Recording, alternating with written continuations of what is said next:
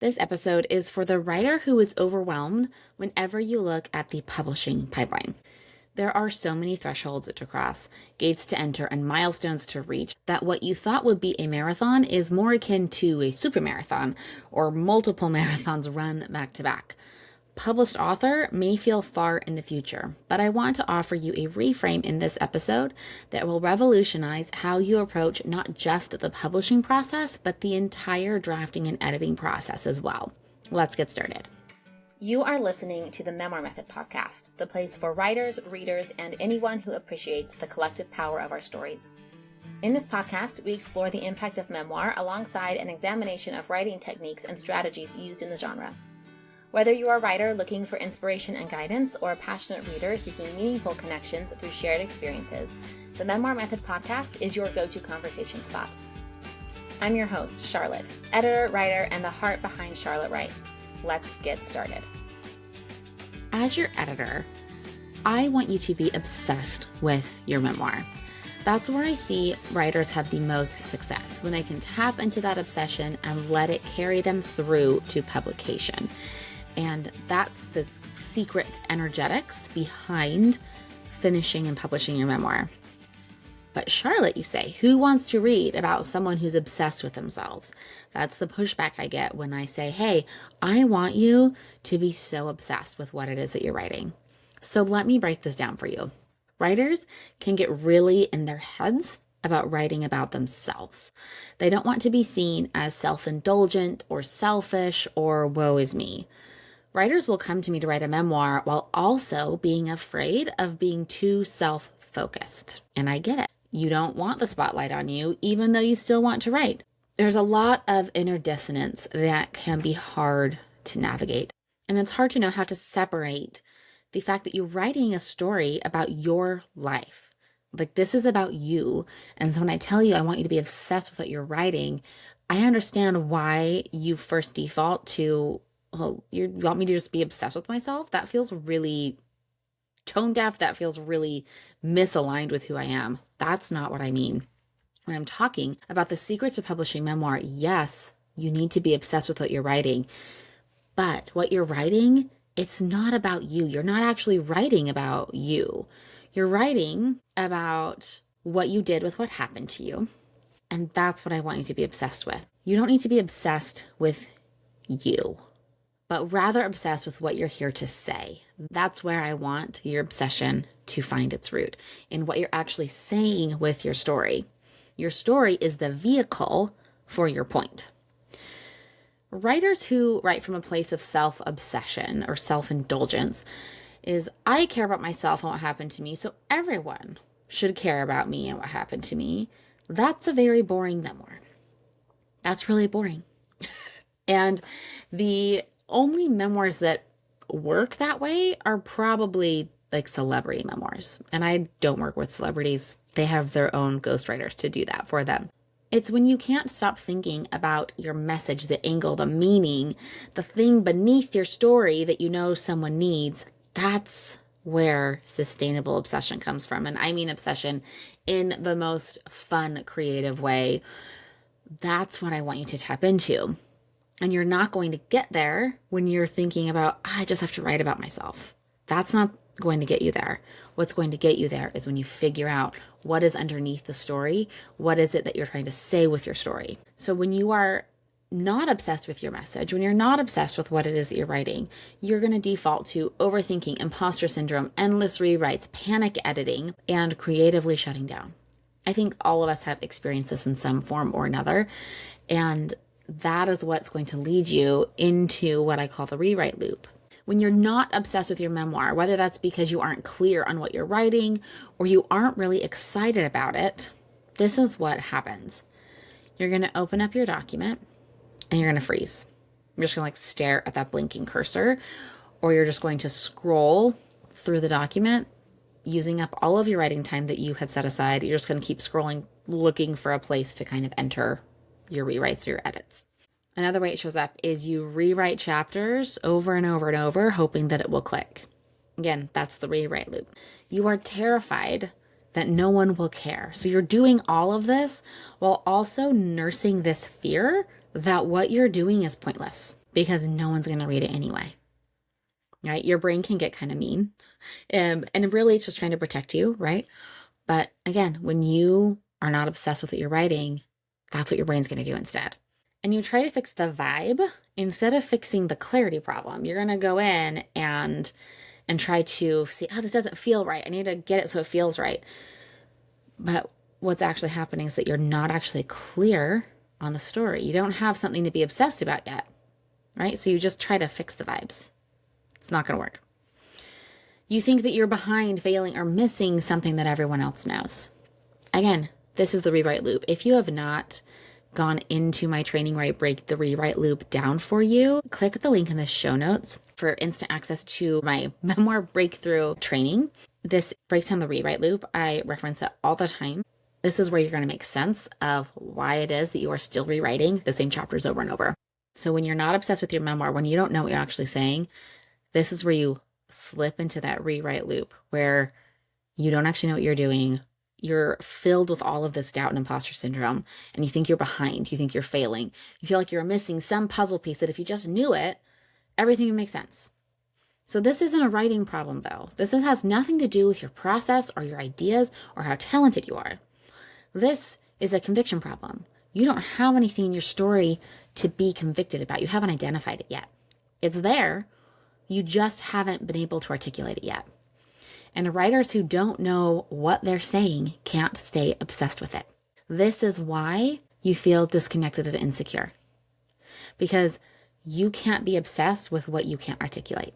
So back in episode 100 of this podcast that aired in October of 2025, I interviewed my first memoir client who published her memoir in 2024. Something that she said has really stuck with me. No one can believe in your story more than you do.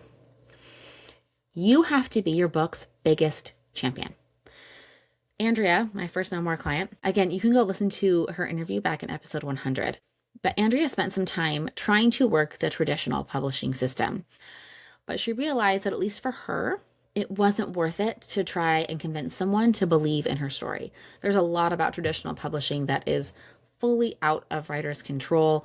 It's very subject to the whims of the publishing companies, the corporations, buyer behavior, all of that. And she knew that her memoir had to be out there. It was so important. She had such a crucial story to share, and she knew that she had to be the one who believed in it the most. Regardless of how you publish, Andrea ended up self-publishing. It is already getting into the hands of readers who need it. It's required reading at a local community college for social work, which is exactly the kinds of people she needs to be reading this book. So regardless of how you publish, though, this has to be your mindset. You have to care the most. You can't wait for someone else to believe in it enough. You have to believe in your story enough. I can't be the person, I can't be your editor who is constantly getting you to believe in yourself.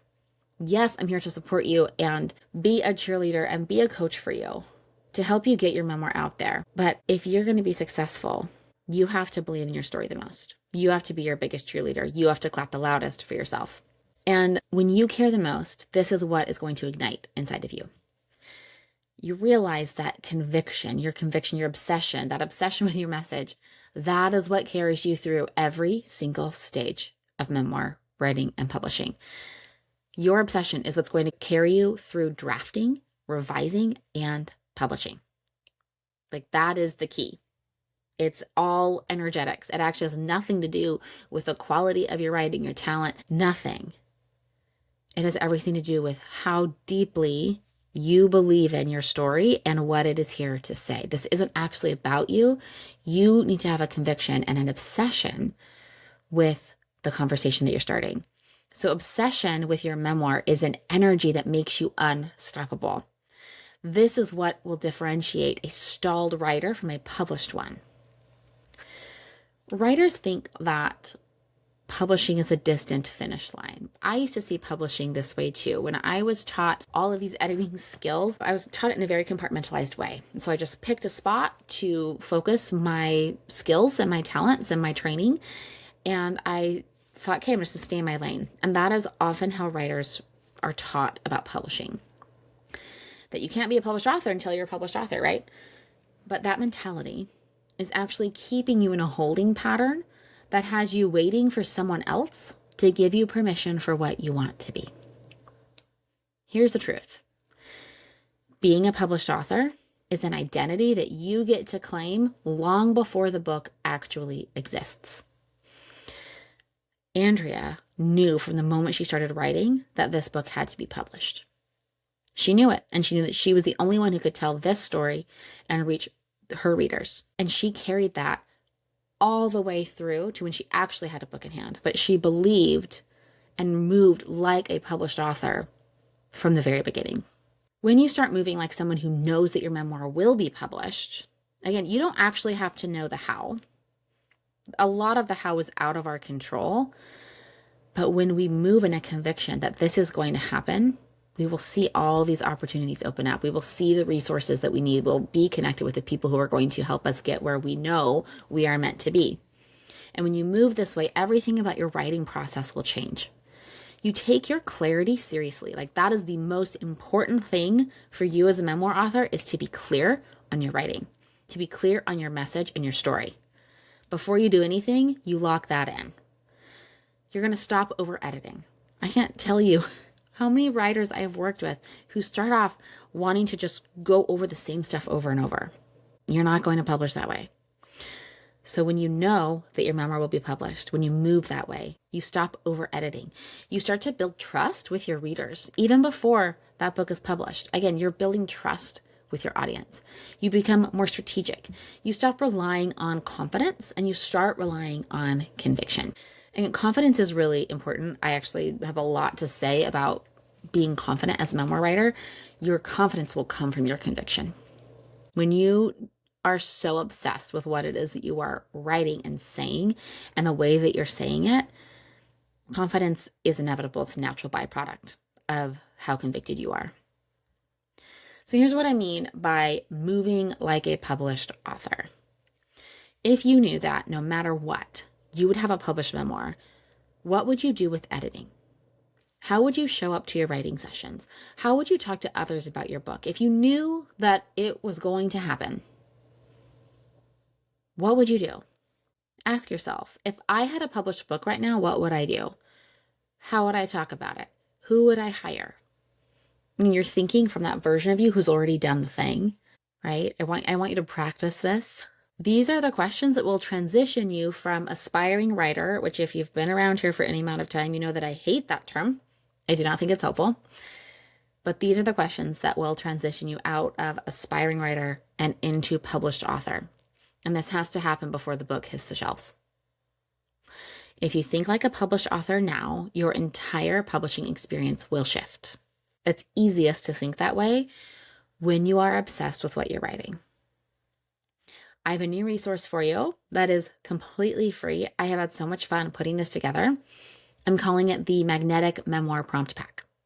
So inside, I have for you an audio activation that's 10 minutes that's going to flip the switch in your head from I don't know what to write about myself to OMG, I can't stop talking about this and I have to write about it. This is the headspace that will get you out of your head and writing a memoir that will magnetize your best readers. This is the headspace that will get you into, okay, what can I do as a published author right now?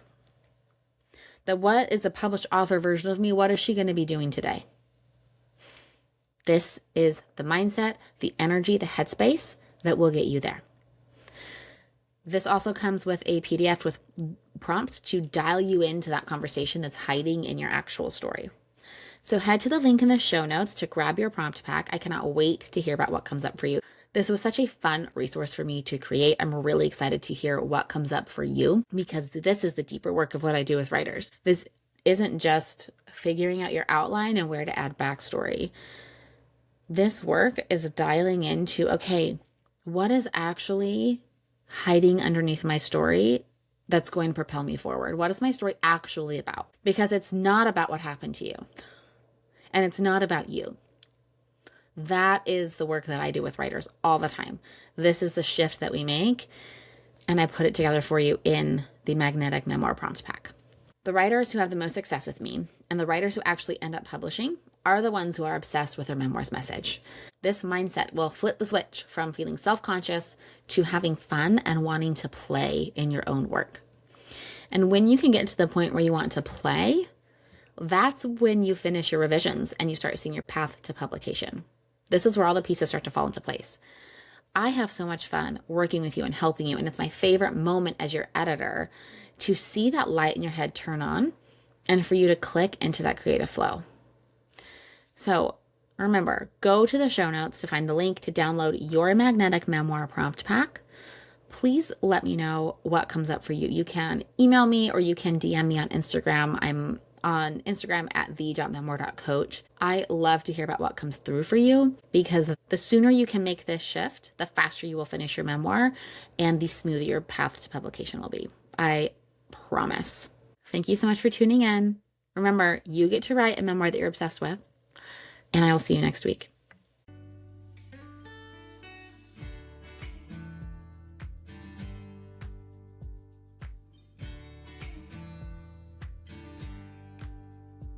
You've just listened to an episode of the Memoir Method Podcast.